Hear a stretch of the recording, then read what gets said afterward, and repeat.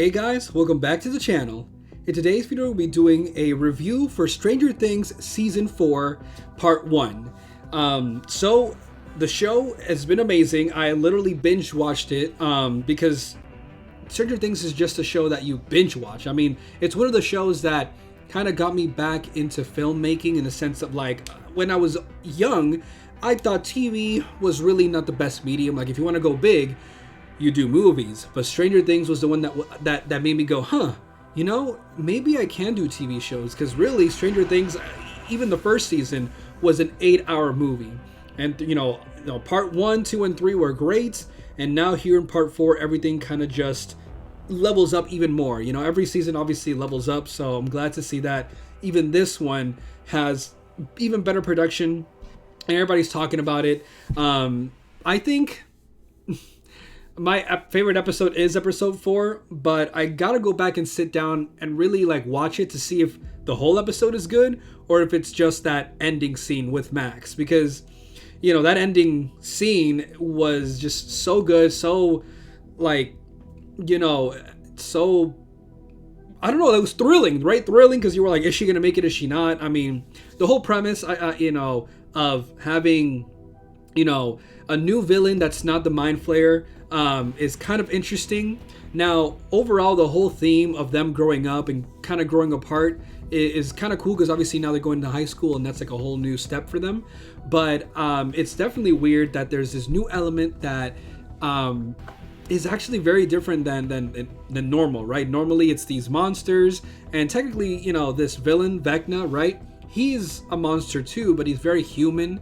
You know, he's very final boss kind of look, you know, kind of looking, right? Now I don't think this is obviously the Mind Flayer. If anything, this is another, you know, another monster, you know, in this game, right? Or in this, like, you know, show. But I feel like, you know, if things like get resolved with Vecna, I think we might get a Stranger Things 5, you know, when we actually go against the Mind Flayer, unless it, you know, it really was Vecna this whole time. You know, I do like everybody and what they're going through, although a lot of the characters have switched for me. You know, normally like Mike and Will, they're usually like, you know, on top of things, you know, main character status, but really their group was the most boring, you know, like, because they're really not doing anything at the moment. Maybe it'll change in part 2, but right now they're probably not, you know, they're not doing anything, kind of just to, you know, do something big later on. Same thing with 11. I know 11 has been going through this like resurgence with her powers, but she's not as exciting as I thought. I know the story has developed with her, and that finale was crazy. That twist I did not see coming. It is a spoiler review, so I'll probably get into some of the bigger spoilers at the end. But you know, that whole sequence was very cool. I just thought that, I don't know, like this should have been a little bit more nicer, you know, explain things to her before going in, but hey. But yes, you know, Will's group with Mike and Jonathan are kind of okay. Like, I personally don't like that new character, his friend, kind of annoying. I don't really like the whole stoner aspect of it, but whatever. And my favorite group is obviously, you know, like everybody else, you know, Dustin, Max, you know, Steve, like that whole group, you know. Of course, it's the best group right now, you know, because it's the most people. It's the people who are actually doing the most, you know, mystery solving. And then in the middle, I think it's Joyce and her adventure, which is a little bit more entertaining, you know, but it's not my favorite. I think I would have to say it's Dustin's group, Joyce's group, I guess duo really, but you know, group, because we also go back and forth with Hopper, who's obviously alive. Then it's actually 11, and then last place is Will and Mike. But I'm sure everybody's now going to meet, you know, that's how they've always done it. Everybody has their own little adventures with different groups, and in the end, they finally meet.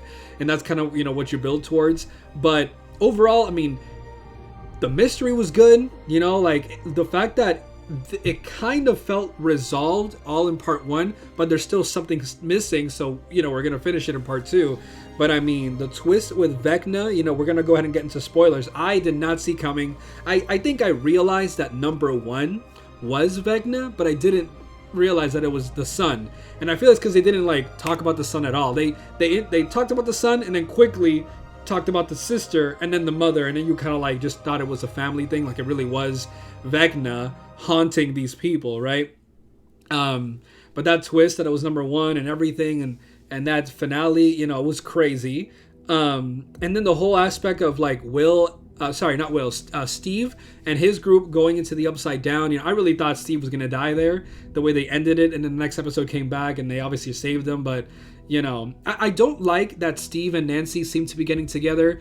You know, because I personally think that Robin and Steve kind of belong together. But you know, I know she's into girls, which I mean I'm okay with. I just feel like, you know, like it was the perfect girl for Steve, right? And I think they might make Will gay, which I feel like that's just distracting. Like, don't make Will gay. I mean, if he isn't, fine, but I just feel like it didn't come out of nowhere. It kind of seemed like he likes Mike, but I just feel like it's distracting for the story, and it's really taken away from him and his connection with the Upside Down. Like, he should be, I don't know, he should have a bigger role, you know?